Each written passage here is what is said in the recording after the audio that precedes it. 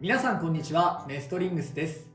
今回はこちら、新しく発売されたユニコーンスティングを使って 3on3 デッキを作ってきたので、それを使ってバトルしていこうと思います。今回は私の水渡るとちょめまるで対戦していきます。よろしくお願いします。お願いします。それではやっていきましょう。しょ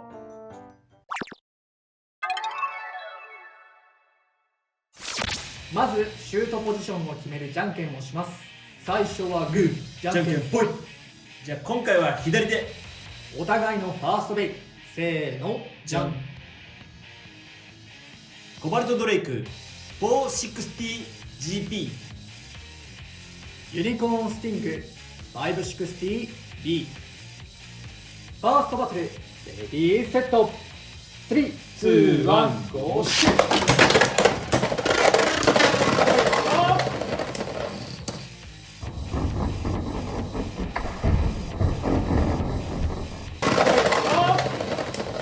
ファーストフィニッシュ。ユニコーンスティングに2ポイント。まさかのバースト。いやー割られちゃったか。ギアポイントもねロックの硬いビットなんだけど、いやーコバルトドレイクだからかな。やっぱりね。そうだね、重さのせいでちょっと割られちゃったね。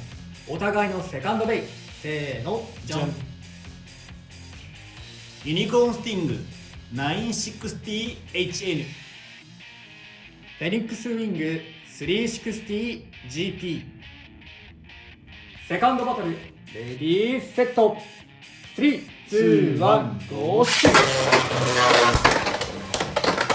いや、いい一撃は入ったが、さあ頑張れ。なんでお前がエクストリームする。頑張れ。フィニッシュ。フェニックスウィングに1ポイント。動きは悪くなかったような気がするんだけどな。そうね、エクストリームダッシュがしてなかったらユニコーンの方がワンチャン持久でね全然勝ってた説はありそうだなと思ったね。なんかね個人的になんだけど、うんユニコーンちょっとスタミナがなくなるのが早いような気がするんだよね。いや多分ね、アタックの方の刃でどっかガツンって1回当たると壁とかに当たって失速しちゃうのかなと思う。あーなるほどね。防御場の方だけでうまくいなすことができたらかなりスタミナある印象ではあった。でもそれやっぱギャンブル要素だからね。そうね。どっちが当たるか分かんないからね。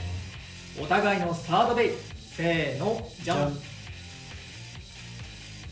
ナイトランス 580R。 シャークエッジ 460P。 サードバトル、レディーセット、3、2、1、ゴーシュー。あぶねえ。ちょっと当たっていきたい。いやー、今感じが当たったが、ナイス。フィニッシュ。ナイトランスに1ポイント。やった。いやー、1回ねエクストリーム取れそうだったんだけど惜しかったな。強い一撃が当たったね。サードバトルでも決着がつかなかったのでデッキの順番を入れ替えて続きからやっていきたいと思います。お互いのフォースベイ、せーの、じゃん。ナイトランスユニコーンスティング。フォースバトル、レディーセット、3、2、1、ゴーシュー。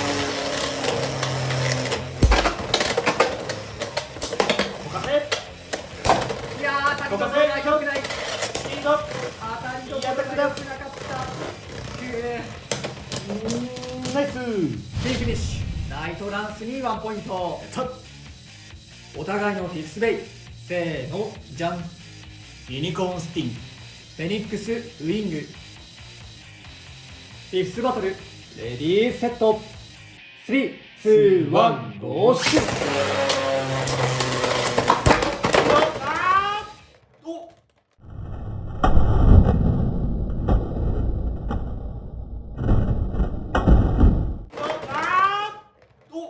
ファーストフィニッシュ。ユニコーンスティングに2ポイント。やった。おマジか。負けたと思ったんだけどまさかの大逆転。いやー、本当にびっくりした今。ということでこの 3on3 バトルの勝者はしょめまる。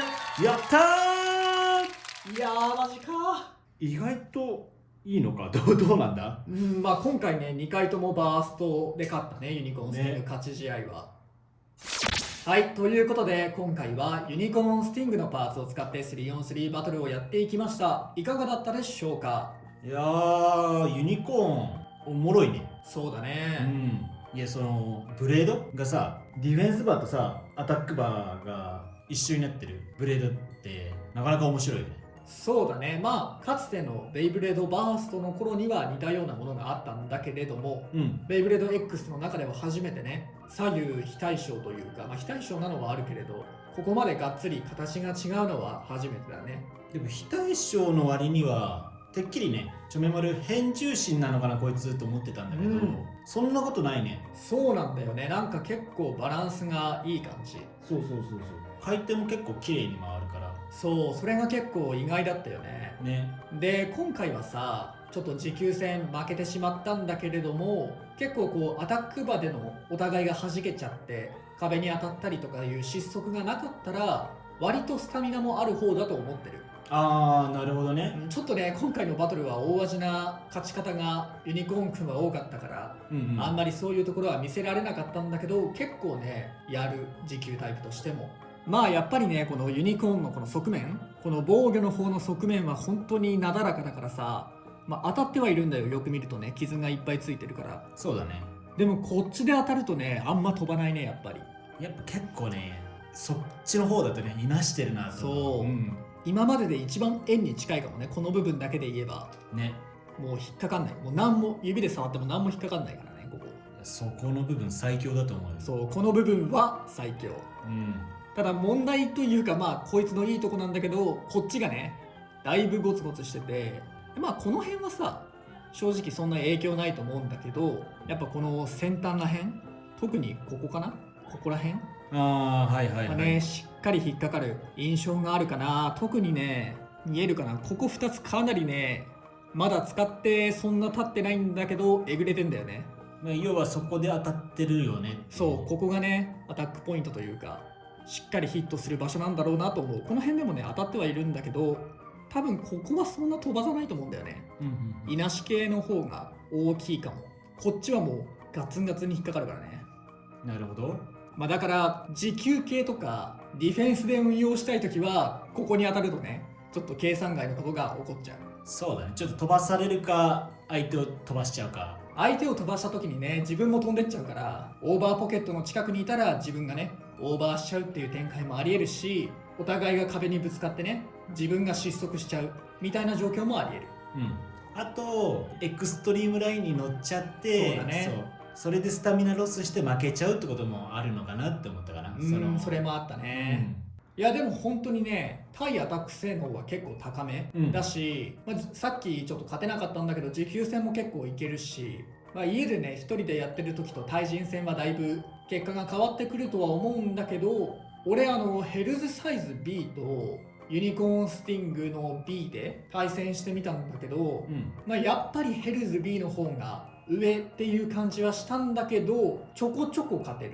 それぐらいだったら全然そうこのユニコーンのポテンシャルは高いかな。高いと思うね。重量もね 33. 点ちょいぐらいあるから、ヘルズサイズと同じくらいあるし、なんか本当に 3on3 に今後選択肢の一つとして入ってきてもおかしくはないと思う。ライバルがねヘルズサイズというよりはナイトシールドとかヘルズチェインの方だと思うね。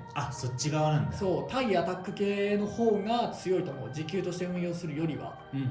でも本当持久ベイとしても扱えるんじゃないかって思うポテンシャルはあるかな。あとこれどれぐらい許容されるかわかんないんだけど、使っていくとだんだん刃が摩耗していくというか丸まっていっちゃうじゃんね、ベイブレード X って。なるほど。ユニコーンはそれが発生すると強くなったりするかもなとはちょっと思ったんだよね。ヘルズサイズをさ最初の頃使ってた時と今使ってる時、で俺同じヘルズサイズを結構愛用してるんだけど、今の方がやっぱりね引っかかって飛ばす回数減った気がするんだよね。そうなんだね。だからなんかこうだんだんと引っかかりがなくなっていくというか弱くなっていってっていうことはあり得ると思うんだよ。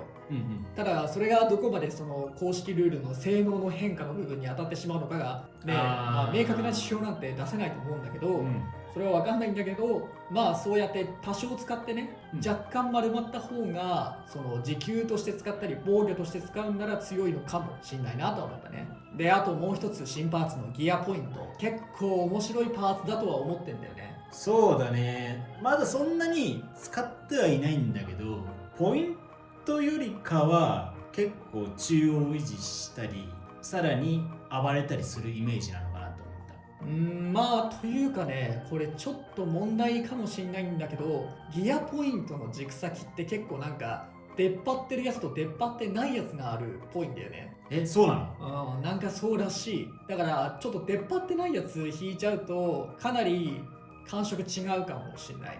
もうなんていうの、そのギアフラット的な感じ。そう、ギアフラット的な感じな動きをしちゃうやつもあるらしい。そうなんだ。まあでもそれはさすがに取り替えてくれるんじゃないかなと思うけどね。そうだね。まあこのギアポイントの性能としてはポイントが2つ入るようやったーと思って俺はデッキにね2つポイントを入れたんだけど、傾いた時の動きはさすがにねギアポイント弱いなと思ったね。まあまあそうね、そのギザギザのそういいところでもあり悪いところだからこの子の。スタミナがねどんどん減っていって、終盤ね姿勢を整えてスピンでも勝ちたいっていうカスタマイズには向いてないそうだねっていうところは正直感じるところはあったね。そういう面はやっぱりさすがポイントの方が強いなと思ったね。あとねポイントに比べるとやっぱなんかこう斜めってるじゃんね。若干前すぼみって感じかな。なるほどね。っていうのが原因なのか、このギザギザがね原因なのかわかんないんだけど、フェニックスウィングで使った時ね若干傾きやすいかなって思ったんだよね。そっかそっか。でもちょめまるまだそんなに使ってないからわかんないんだけど、コバルトドレイクってポイントで使う人もいるなって思ってて、でもポイントとはちょっと相性が悪いじゃんね、ちょめまる。コバルトドレイクのポイント。だけどギアポイントの方がね、ちょめまるはポイントよりコバルトドレイク使うならありなのかなっていう。扱いやすかったってことかな。そうなるほどね。まあそれはもしかしたらコバルトドレイクならって話にもなるかもしれないし、まあでもなんか弱いパーツではないかなと思ったね。やっぱりポイントの派生ではあるから、そうだね。使い方次第によっては全然あるパーツなんじゃないかなと思うね。まあでも今回はね2回のバーストという結果だったけれども、結構ユニコーンスティング自体は強いパーツだと僕は思ってますし、3on3 にね絶対入るかと言われればそれはちょっと疑問なところではあるけれど、そのポテンシャルはあると思ってるから、そしてギアポイントもね結構面白いパーツになってると思うので、興味のある方はぜひユニコーンスティング買って遊んでみてください。ということでこの動画が良かったらグッドボタンとチャンネル登録よろしくお願いいたします。それではまた次の動画でお会いいたしましょう。バイバイ。バイバイ。